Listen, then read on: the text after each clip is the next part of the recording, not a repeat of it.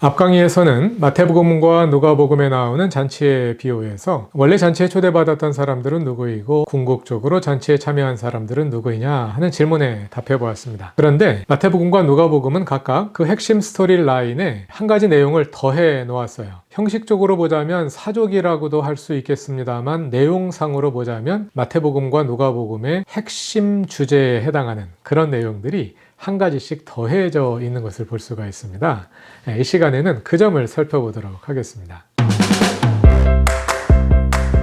먼저 마태복음의 혼인잔치의 비유는 포도원 농부의 비유와 병행되는 패턴으로 기록되어 있다는 것을 확인했습니다. 주인이 정성을 다해 잔치를 준비했고 거듭해서 초대했음에도 불구하고 폭력적으로 거부를 당했고 그래서 결국은 임금이 노해서 그들을 진멸하고 그 잔치에는 거리에서 다른 사람들을 불러다가 참여시켰다 하는 이 내용이 두 비유에서 병행되고 있지요. 그런데 마태복음의 혼인잔치의 비유에는 여기에 더해져 있는 내용이 있습니다. 11절부터 14절까지의 내용입니다. 임금이 손님을 보러 들어올세 거기서 예복을 입지 않은 한 사람을 보고 이르되 친구여 어찌하여 예복을 입지 않고 여기 들어왔느냐 하니 그가 아무 말도 못하거늘 임금이 사환들에게 말하되 그 손발을 묶어 바깥 어두운 데에 내던지라 거기서 슬피 울며 이를 갈게 되리라 하니라. 청함을 받은 자는 많되 택함을 입은 자는 적으니라. 거리에서 사람들을 불러다가 잔치를 채웠는데요. 그 가운데 예복을 입지 않은 사람이 있어서 쫓겨났다는 겁니다.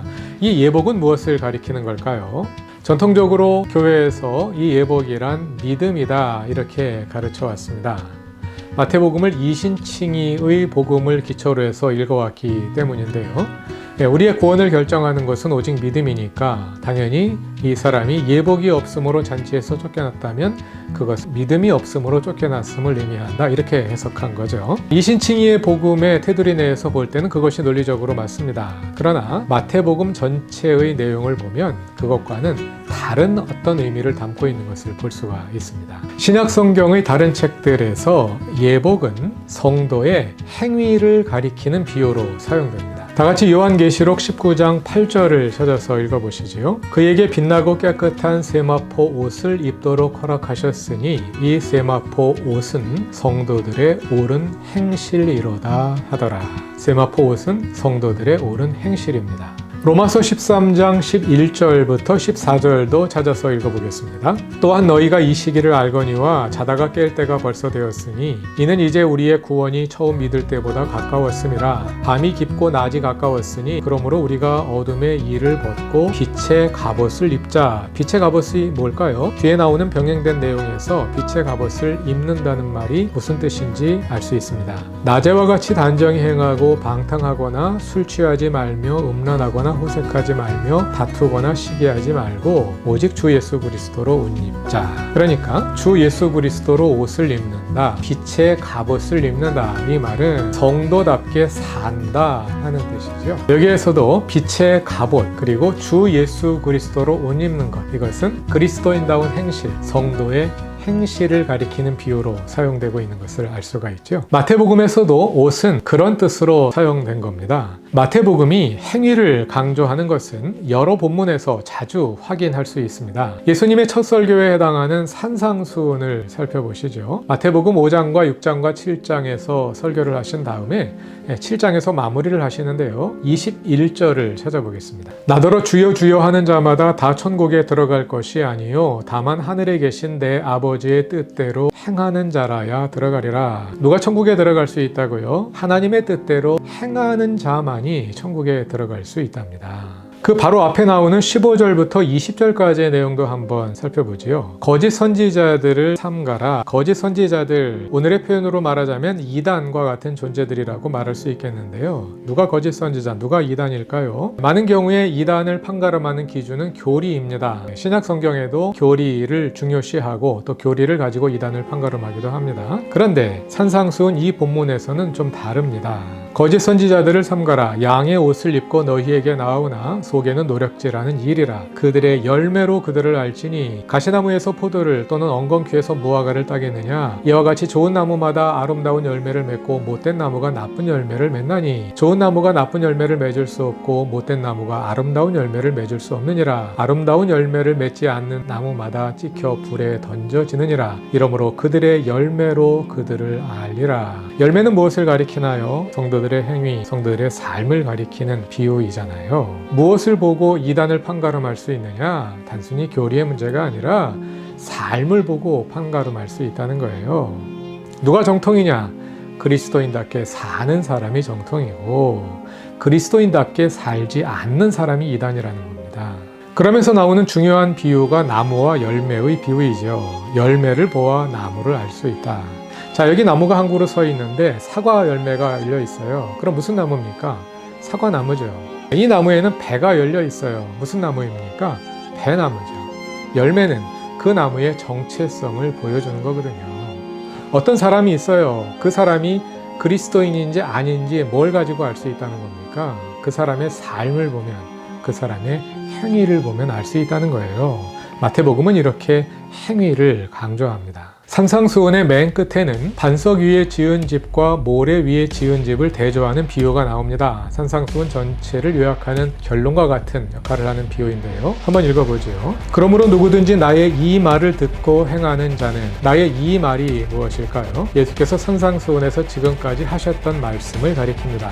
자, 이렇게 예수님의 말씀을 듣고 행하는 자는 그 집을 반석 위에 지은 지혜로운 사람과 같아서 비가 내리고 창수가 나고 바람이 불어 그 집에 부딪혀도 무너지지 않습니다. 비가 내리고 창수가 나고 바람이 불어 그 집에 부딪히는 것은 종말 심판의 상황을 가리킵니다. 예수님의 말씀을 듣고 그대로 행하는 자는 종말 심판을 피하게 될 것이다 하는 말씀이에요. 이게 뭘 가리키는 걸까요? 전통적으로 많은 분들이 구원은 믿음으로 받고 행함으로 상급을 받는다 이렇게 가르쳤습니다. 여기선 행위에 관해서 말하기 때문에 이것은 상급이라고 해석하는 경우가 많습니다. 그러면 그 뒤에 나오는 나의 이 말을 듣고 행하지 아니하는 자는 그 집을 모래 위에 지은 어리석은 사람 같으리니 비가 내리고 창수가 나고 바람이 불어 그 집에 부딪힘에 무너져 그 무너짐이 심하더라. 그럼 이거는 뭐라고 해석해야 될까요? 마태복음이 가르쳐주는 것은 하늘에 계신 아버지의 뜻대로 행하는 자라야 천국에 들어갈 수 있다. 예수님의 말씀을 듣고 행하는 자가 종말 심판을 피할 수 있다. 구원받을 수 있다. 이렇게 말하는 거예요. 행위를 강조하는 말씀은 마태복음에 굉장히 많은데요. 그 가운데 대표적인 것 하나가 양과 염소의 비유입니다. 마태복음 25장 31절을 보시죠. 인자가 자기 영광으로 모든 천사와 함께 올 때에 자기 영광의 보좌에 앉으리니 모든 민족을 그 앞에 모이고 각각 구분하기를 목자가 양과 염소를 구분하는 것 같이 하여 양은 그 오른편에 염소는 왼편에 두리라. 양은 구원받은 사람들이고 염소는 구원받지 못한 사람들이죠. 34절 그때 임금이 그 오른편에 있는 자들 양들에게 이르되 내 아버지께 복받을 자들이여 나와 창세로부터 너희를 위하여 예비된 나라를 상속받으라. 너희를 위하여 예비된 나라를 상속받으라. 구원받으라. 어떤 사람들이 구원받습니까? 35절 내가 줄일 때에 너희가 먹을 것을 주었고 목마를 때에 마시게 하였고 나그네 되었을 때에 영접하였고 헐벗었을 때에 옷을 입혔고 병들었을 때에 돌보았고 옥에 갇혔을 때에 와서 보았느니라. 그러자 37절에서 의인들이 양으로 분류된 사람들이 의아해하면서 대답합니다. 주여 우리가 어느 때에 주께서 줄이신 것을 보고 음식을 대접하였으며 목마르신 것을 보고 마시게 하였나이까? 어느 때에 나그네 되신 것을 보고 영접하였으며 헐벗으신 것을 보고 옷 입혔나이까? 어느 때에 병드신 것이나 옥에 갇히신 것을 보고 가서 배웠나이까 하리니. 40절 임금이 대답하여 이르시되 내가 진실로 너희에게 이르노니 너희가 여기 내 형제 중에 지극히 작은 자 하나에게 한 것이 곧 내게 한 것이니라. 그 행위를 가지고 구원하신다는 거예요. 그럼 그 반대편에 있는 사람들은 어떨까요? 41절 또 왼편에 있는 자들에게 이르시되 이 사람들에 대해서는 반대되는 말씀을 하시죠. 그랬더니 44절에서 그들도 역시 의아해하면서 말합니다. 그들도 대답하여 이르되 주여. 염소로 분류된 사람들도 예수님을 주여 하고 부르고 있어요. 우리가 언제 안 그랬습니까? 예수님이 또 같은 말씀을 반대로 하시죠. 46절 그들은 영벌에 의인들은 영생에 들어가리라. 행위에 따라 구원이 결정된다고 말씀하시네요. 처음 듣는 말씀은 아니겠지만 많은 분들에게 당황스러운 말씀일 수 있습니다. 우리가 배우기로 우리는 오직 믿음으로 구원받는다고 배웠는데, 그러나 마태복음은 그렇게 가르치지 않아요. 그리스도인답게 사는 사람만 구원받을 수 있다, 이렇게 가르칩니다. 이런 내용을 보면 이거 행위 구원론 아니야? 이렇게 반응하는 분들도 있어요. 행위 구원론이 뭘까요? 행위 구원론은 일종의 행위 마일리지 시스템입니다. 여러분들이 비행기를 탈 때 또는 커피숍에 가서 커피를 마시면 마일리지 도장을 찍어서 어느 정도가 차면 그걸 이제 다른 것으로 보상해 주잖아요. 마치 우리의 선한 행위가 마일리지 시스템으로 차곡차곡 쌓여서 예를 들어서 60점 되면 천국 가고 59점까지는 지옥 가고, 이런 게 행위 구원론이죠. 얼마나 불합리합니까? 행위가 쌓여서 어떤 사람 20점 받은 사람이나 30점 받은 사람이나 59점 받은 사람이나 똑같이 지옥 가고, 1점 더 받아서 60점 받으면 천국 가고, 성경이 말하는 건 그런 것이 아니죠. 오직 하나님의 은혜로 구원받는 겁니다. 성경에 행위가 쌓여서 구원받은 사람 있나요? 율법을 잘 지켜서 구원받은 사람 있나요? 구약과 신약을 막론하고 모든 사람이 구원받은 것은 하나님의 선택에 의해서 전적인 은혜로 구원받는 겁니다. 그럼 행위는 중요하지 않느냐? 그렇지 않아요. 행위는 중요합니다. 왜 행위가 중요할까요? 행위는 열매이기 때문에. 물론 여기에 많은 질문들이 나올 수 있어요. 그냥 그 사람의 결과만, 외적인 모습만 보고 그 사람이 그리스도인인지 아닌지 쉽게 판단할 수 있느냐? 그렇게 간단한 문제는 아니죠. 어떤 사람은 어렸을 때부터 좋은 환경에 자라서 좋은 품성을 받고 태어나서 그냥 별로 노력하지 않아도 그냥 착한 일 많이 하는 사람이 있는가 하면, 어떤 사람은 부모 잘못 만나서 좋지 않은 유전자를 받고 태어나고 나쁜 환경에서 자라다 보니까 아무리 노력해도 선행이 안 나오는 사람이 있죠. 이 두 사람을 결과만 보고 평면적으로 비교할 수는 없겠죠. 이런 여러 가지 상황들이 있을 수 있지만 원칙적으로 볼 때 그렇다는 거예요.